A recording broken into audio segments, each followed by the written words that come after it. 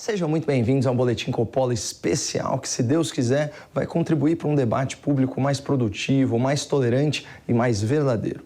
Ontem nós demonstramos estatisticamente que bastam 500 mil pessoas engajadas para mudar o resultado da eleição em 2022. A média de todas as pesquisas eleitorais aponta que Lula está cerca de 10 milhões de votos à frente de Bolsonaro no segundo turno. Mas a eleição não é hoje, é daqui 10 semanas. Se 500 mil pessoas se comprometerem a virar um voto por semana, 5 milhões de eleitores deixarão de apoiar Lula e provavelmente votarão em Bolsonaro. Na prática, isso produziria uma diferença de 10 milhões de votos que impediria os petistas de voltarem à cena do crime. Mas num ambiente tão polarizado e tão hostil ao debate de ideias, como a gente faz para combater as narrativas e vencer a desinformação?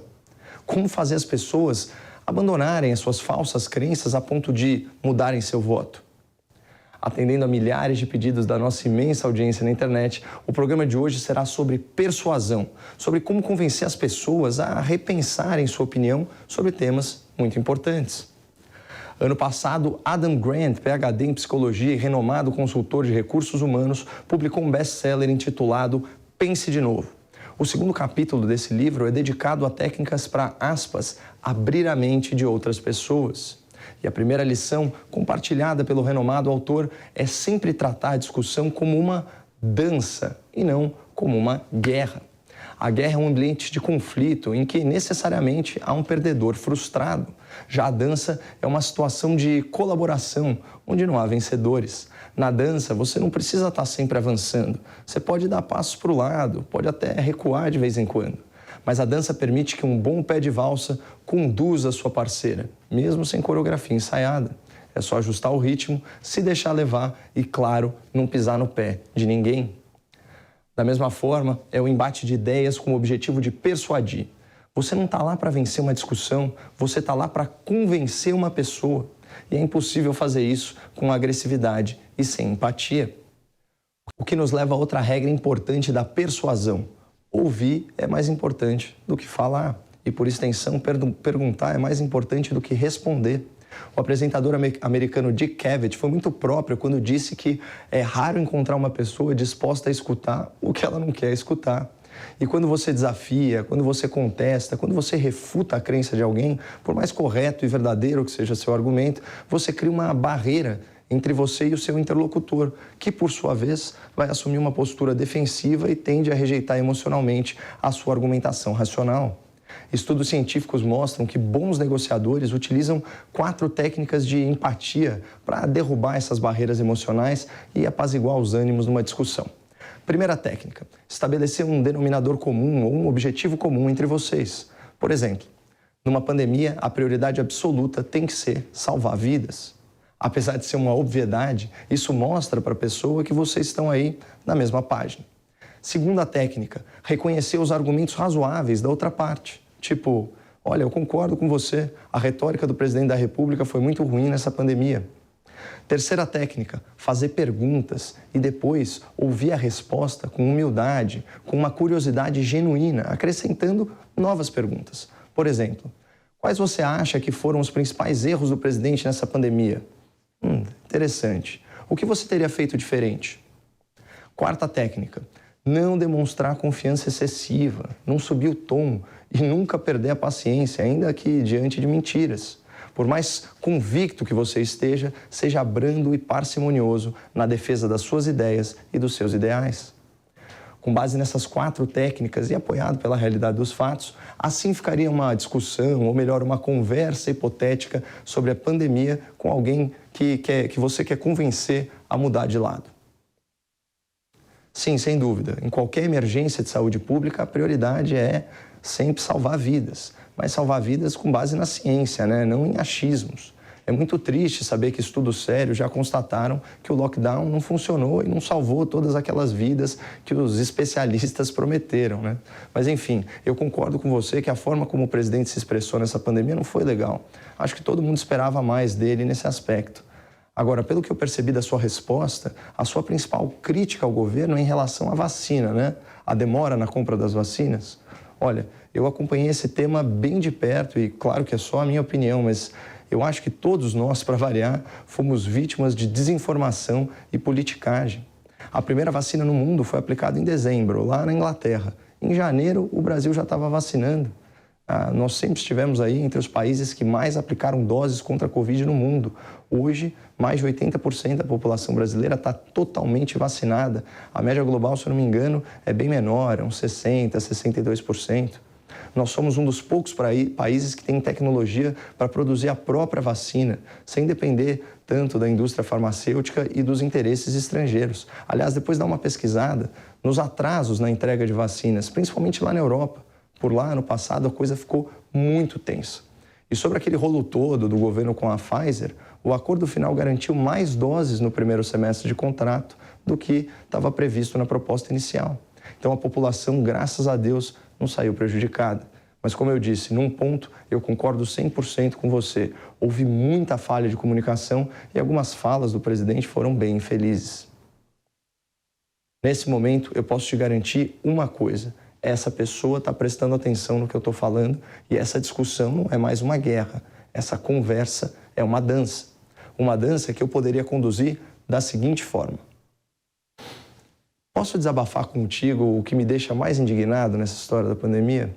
É ver um monte de político mau caráter se aproveitando da tragédia.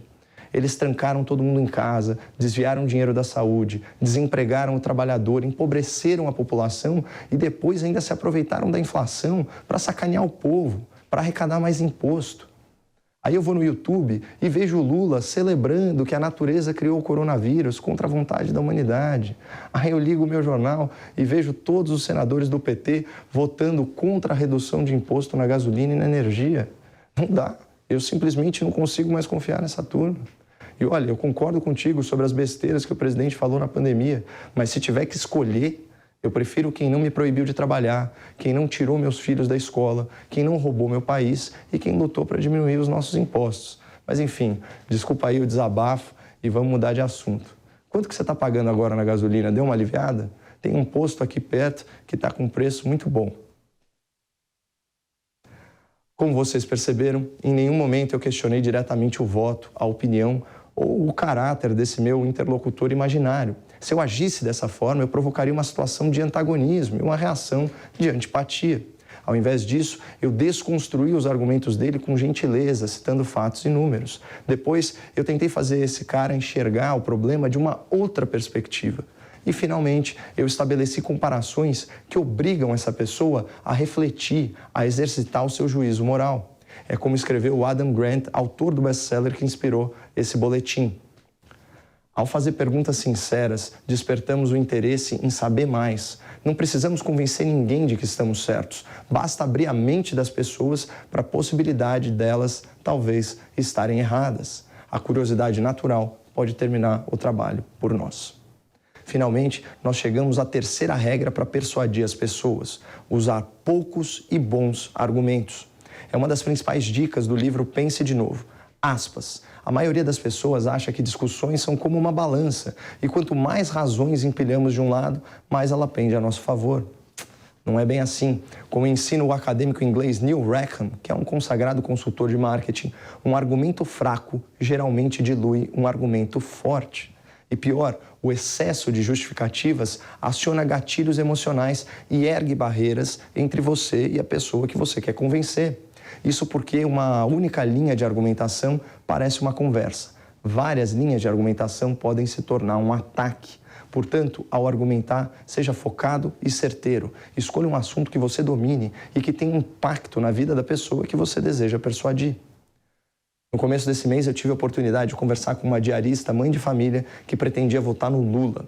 Foi no governo do PT que ela conquistou o seu primeiro emprego, mudou para São Paulo e comprou o seu terreninho. Assim como muitos eleitores, ela havia decidido o seu voto por nostalgia e desconhecia as propostas e bandeiras defendidas atualmente pela esquerda. Eu comecei perguntando para essa moça qual era a coisa mais importante na vida dela. E ela nem pestanejou, já desatou a falar dos seus 3 filhos. Aí eu perguntei a idade do mais velho, 15 anos, jovem adolescente.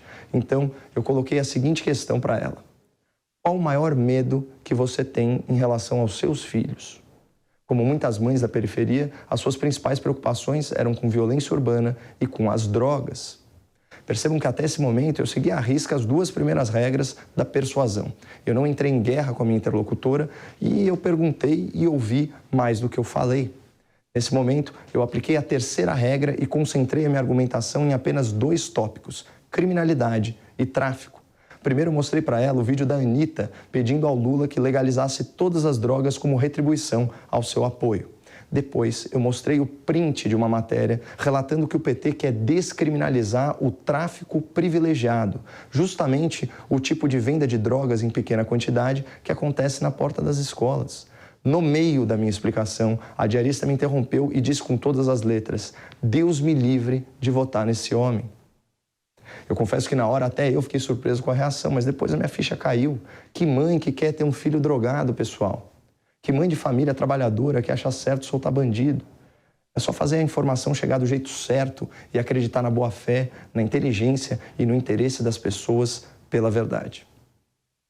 Pessoal, essa mãe de família nostálgica da época do Lula é só um dos casos de sucesso. Eu já virei voto de Faria Limer complexado por ser rico, já virei voto de um taxista cristão desarmamentista, já virei voto de uma caixa de supermercado feminista. E tudo com base nessas lições de comunicação e empatia que eu compartilhei aqui com vocês.